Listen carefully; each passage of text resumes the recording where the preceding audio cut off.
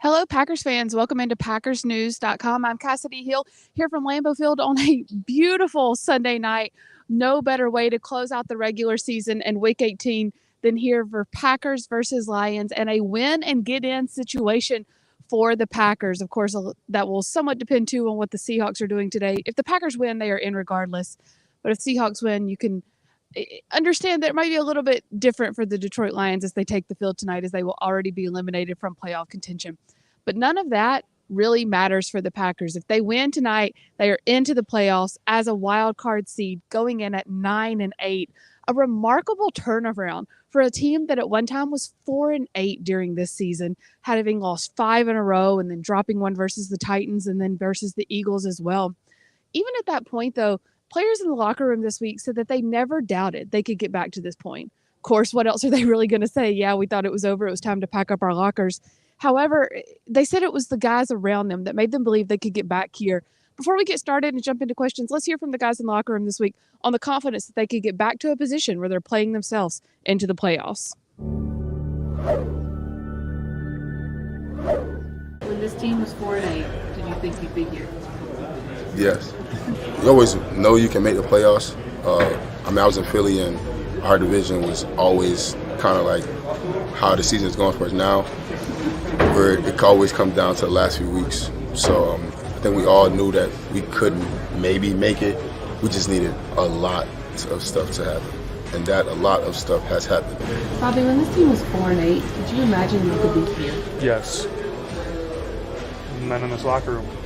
I do not have any doubt with any person in this locker room by any means. Just some things weren't falling our way, and there's things that we did that obviously didn't help, but sooner or later it was going to come around and it did at the right time. When this team was 4-8, did you think that y'all could be back at this point? Yes, absolutely. And the biggest reason behind that was because everybody saw it.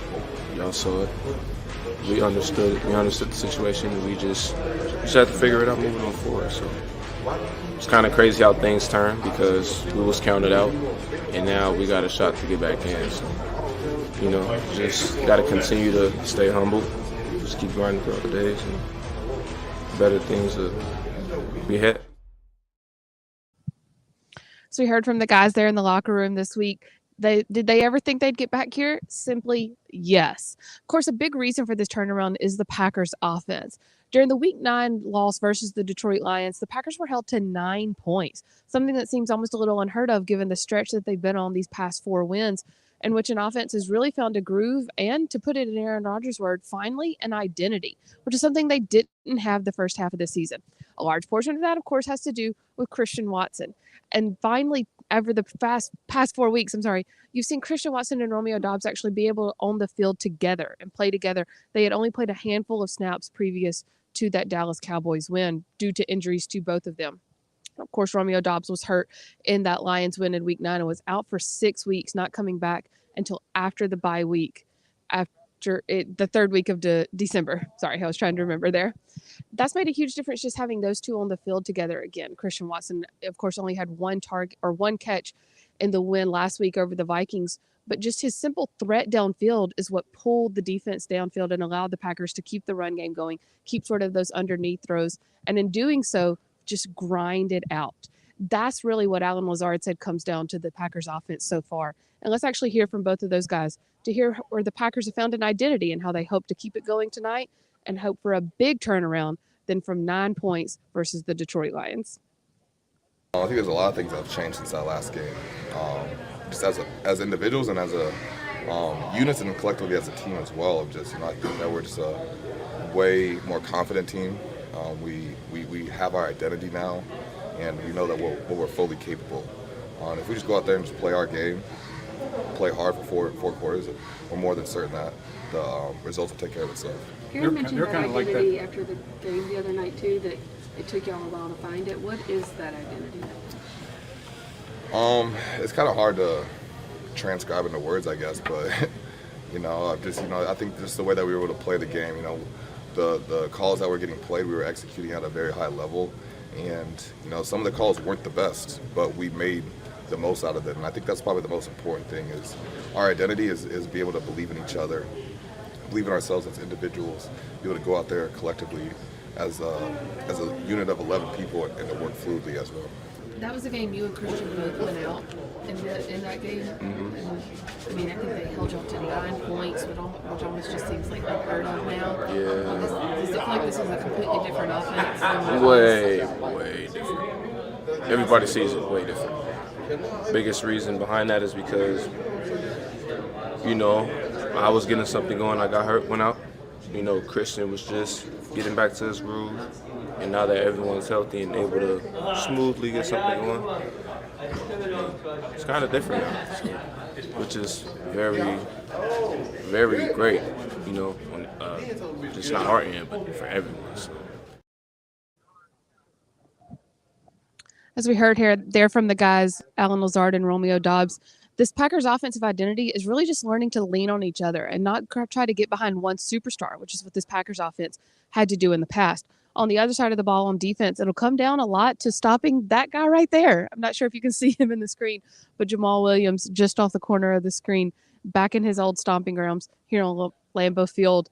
A lot of Packers players this week talked about Jamal and how they can't wait to see him and give him a hug. And Matt LaFleur even said, it's hard for me to find it in me to want Jamal to do bad, although I will find it in my body somewhere on Sunday night. It's going to take a lot to stop Jamal Williams, but of course it'll take a lot to stop this Lions offense as a whole. They are clicking. They are scoring a lot of points. They have not had interceptions. Jared Goff has not thrown an interception since facing the Packers in Week 9. Jair Alexander said that he was the last one to intercept him. He wants to bookend this season and intercept him again tonight.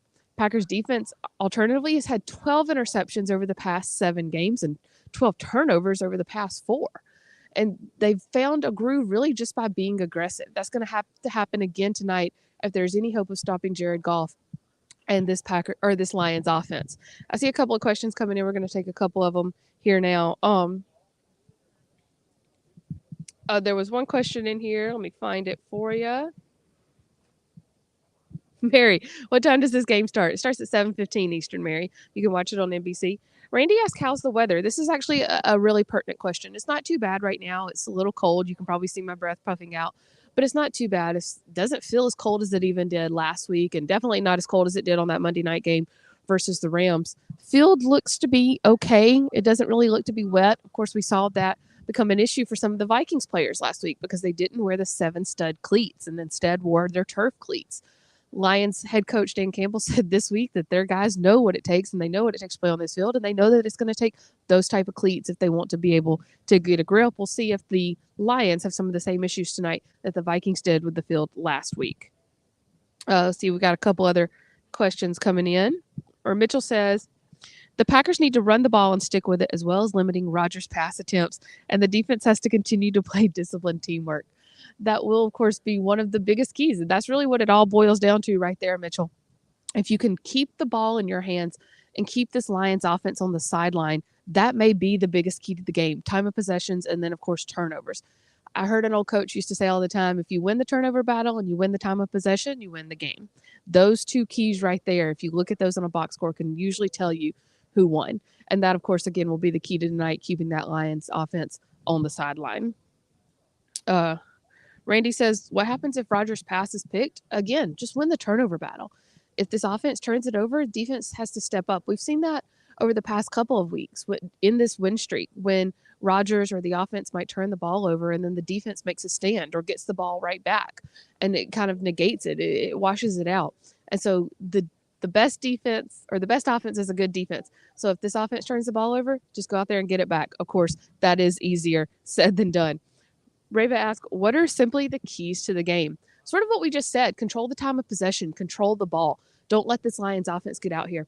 Of course, something to note is this Lions defense, especially their young linebackers, have really sort of found their stride over the past couple of weeks. James Houston was walking around out here a minute ago, and James Houston is a name that, quite frankly, the Packers didn't really know in Week 9, and he really hasn't become a household name for this NFC North until the past couple of weeks, in which since then he and Aiden Hutchinson have become really a terror in the middle of the field.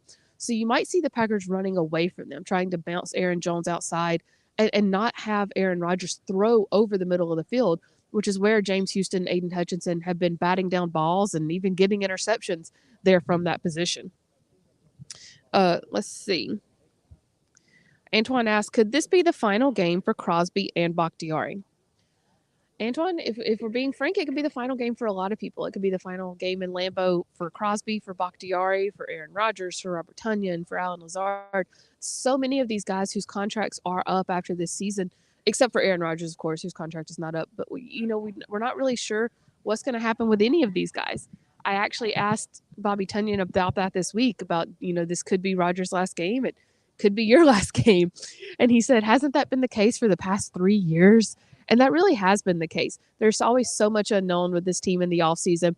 So could it be the last time? It could be. And if so, soak it in, enjoy it, really just remember every moment of it. They could all be back again next year. You never know. Corey asked, will Jair be covering Amon-Ra? Most likely. We've seen Jair over the past couple of weeks ask for and get the number one receiver on a lot of these teams. He was on Waddle and Tyreek Hill versus Miami. He was on Justin Jefferson the majority of the game versus the Vikings. I asked Jair this week, after facing someone like Waddle and Hill and Justin Jefferson, how does Amon-Ra compare to those guys? And he said, bottom tier, which was not necessarily a shot at Amon-Ra St. Brown, but he was simply saying, we shut down Tyreek Hill. We shut down Jalen Waddle. We shut down Justin Jefferson. Simply, they're not scared of Amon-Ra St. Brown. But should they be? That remains to be seen. He is a physical player, which is what Jair Alexander ended up accrediting to the biggest part of St. Brown's game, was just how much of a competitor he is. He may not have the speed of Waddle. He may not have the shiftiness of Hill. He may not have the get-off point of Justin Jefferson, but he's physical, he's competitive, and he'll be willing to go toe-to-toe with anyone who lines up against him, and that most likely will be Jair Alexander. While we're on this topic, we've seen a lot of guys this week pay homage to Damar Hamlin of the Buffalo Bills, who went down in the Monday night game last week versus the Cincinnati Bengals. The reports out of Cincinnati have been that Damar is now talking. He's now communicating. He FaceTimed in to his team last Friday and was able to talk to them during the team meeting. And he was watching and tweeting today during the Buffalo Bills game. Of course, seeing Damar go down on the field last week really reverberated throughout locker rooms across the NFL, and the Packers locker room was no exception. I'm not sure if you can see, but the Packers are honoring Damar tonight through several different ways, including wearing T-shirts for him.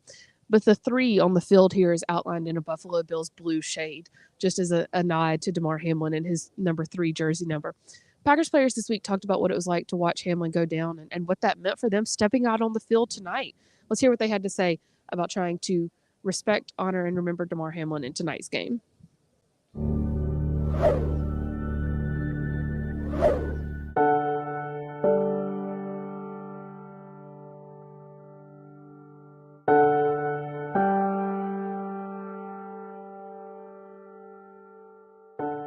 Yeah, I think for a lot of us it just sat us down a little bit, kind of just reevaluated and just realized, really what we're doing to our bodies every single day, going out there and putting our bodies out there on the line.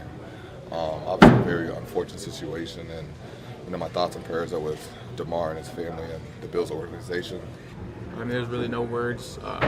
As a player especially, every time you step out there, you never know what's going to happen. And obviously for that to happen to a fellow player, there's really no words. Obviously, thoughts and prayers are definitely out to him and his family. It's a dangerous game, but it's still shocking when something of that magnitude happens. But just keeping him in my thoughts and prayers for sure.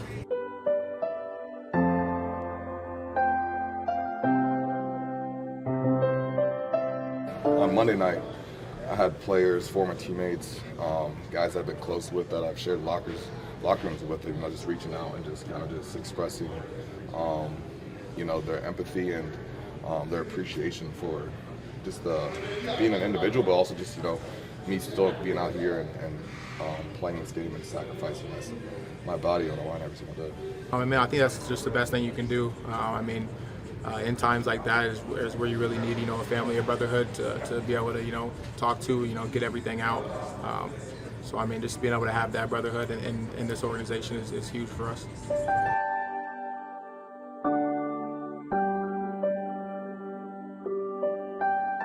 it's tough. It's tough, absolutely. It's hard to not address the obvious and to kind of ignore it. But I think just like life, there's a lot of things that happen that you aren't prepared for, that you aren't ready for, and they don't just come on a silver platter, so to speak. So we're gonna do our best to be able to kind of get through this moment and to keep trying to move past it and learn from it.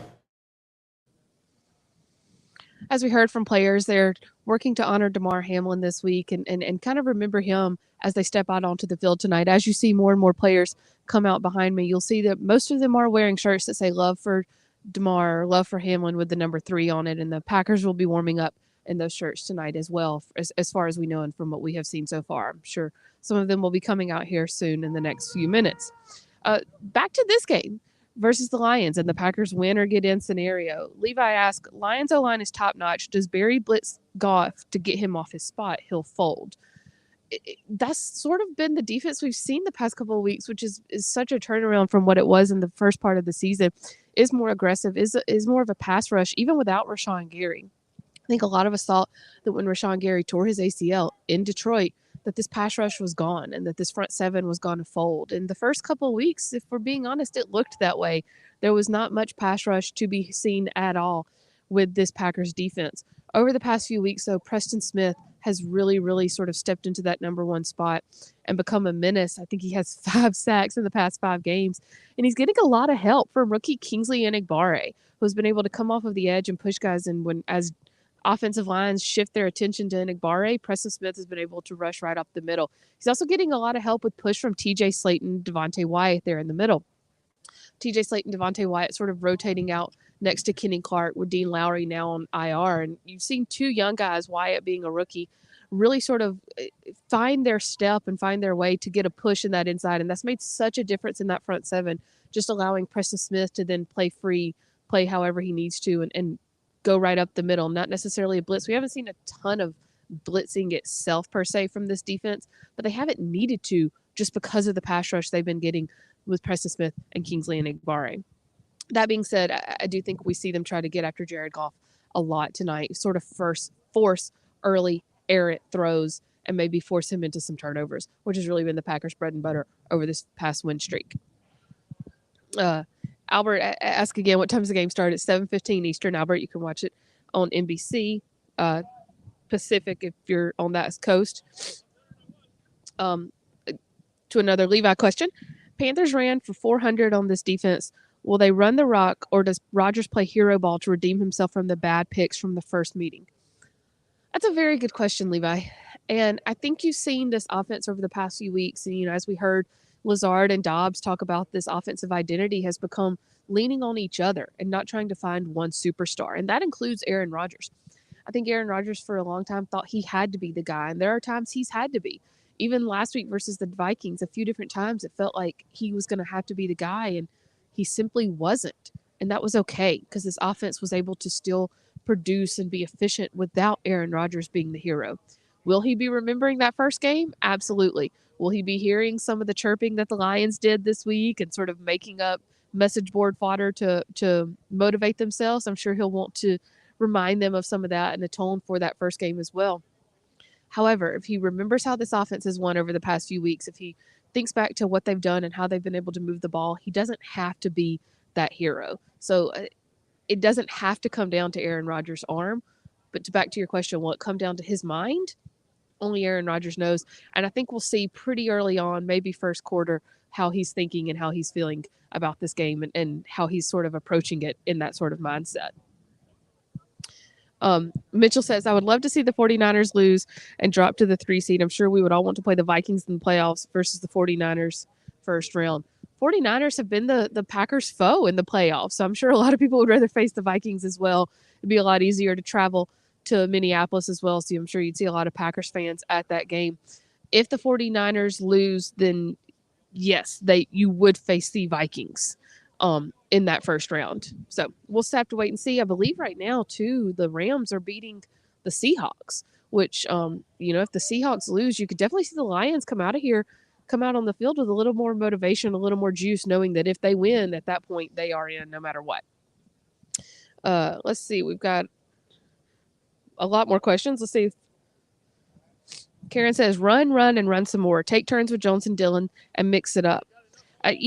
Karen, I think you've seen over the past few weeks even more and more two-back sets. And you see Dillon and Jones on the field together, or Dillon and Patrick Taylor when Aaron Jones was a little hurt. And when you do that, you can sort of run the ball any which way. So I don't even know if I would necessarily rotate them. I would say maybe put them on the field for 25% of the time together and sort of force this Lions defense to respect the run. Let's see if we got some more questions in here before we get ready to sign off.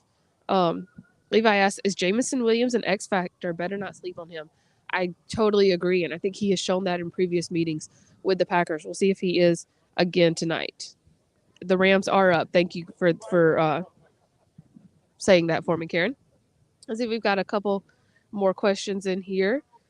Vernon says Rodgers was trash-talking the Lions. Vernon, I'm not really sure when that happened. I've heard that all week, and I've yet to actually figure out when that actually happened. A lot of believe in the power of prayer.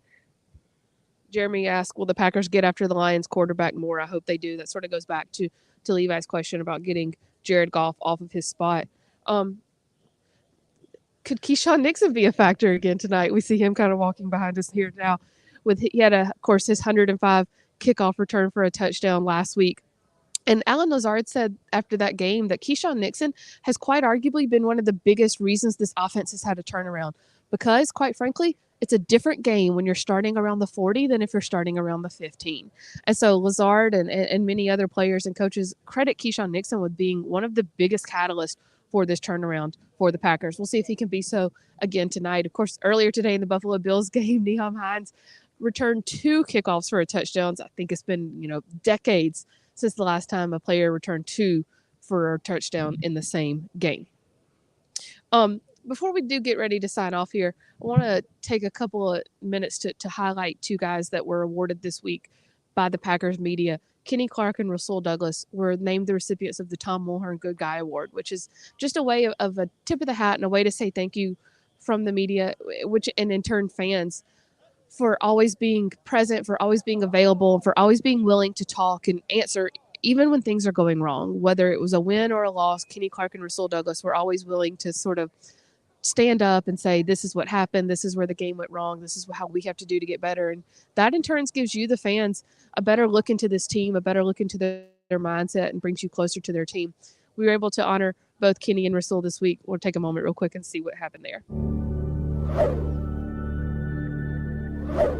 So every year we give out an award from the Pro Football Writers for the player or players who help us best to do our jobs, who stand in when you guys lose and answer questions when it's a shitty time to do that, and who are available all the time. I don't know if you've ever turned down an interview in your career.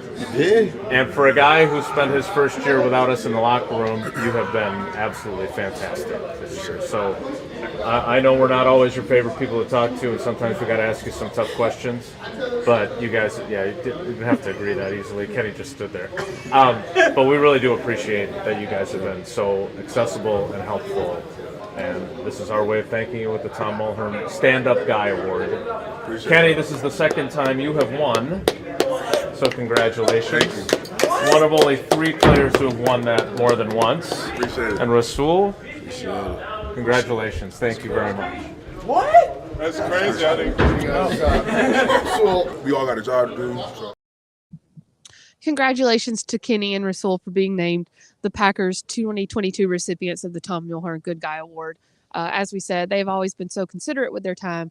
That helps us do our jobs, and in turn helps bring you, the fans, closer to this Packers locker room. I saw a question in here that was really good. I'm glad someone brought it up because I meant to address it. Levi asked, is Deguara good to go? Inactives have not come out yet, so we're not exactly sure. However, I will say this. He was practicing on Friday. Everyone on the 53 practiced on Friday. Friday, of course, is a lighter day. It's a red zone day, but still significant to see everyone out on the field practicing. And that includes Keyshawn Nixon. I know there's a question in here about Keyshawn Nixon. Is he 100%? Still not sure. But Keyshawn Nixon at 90, 95% has shown himself to be better than a lot of guys at their 100%.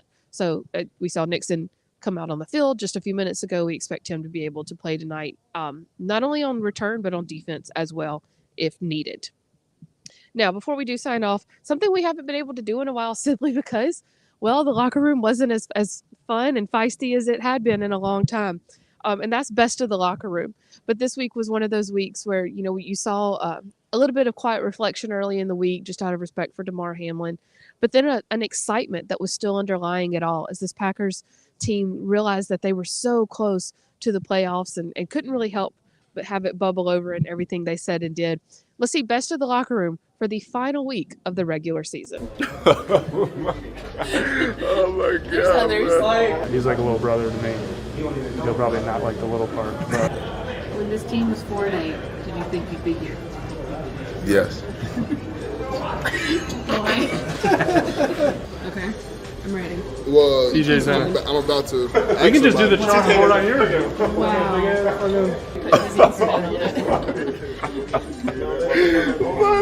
Oh my But if you scroll down, One of only 3 players who have won that more than once. Appreciate it. And Rasul, congratulations. Thank you very much.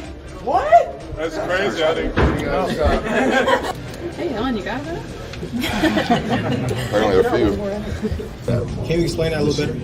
A little better. Yeah, just clarify. Clarify. How you want to clarify? Just use more words.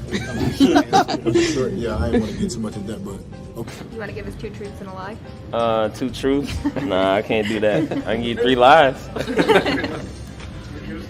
All right. Well, 1, I'm human. 2, I'm not funny at all. And 3, I enjoy all of you. That was the truth. That's funny.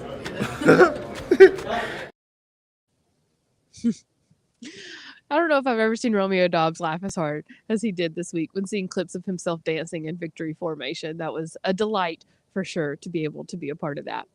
As we said, this game will kick off at 7:15 Central here from Lambeau Field. Packers win. They are into the playoffs. Our colleague Tom Silverstein will have his live blog going before and during the game.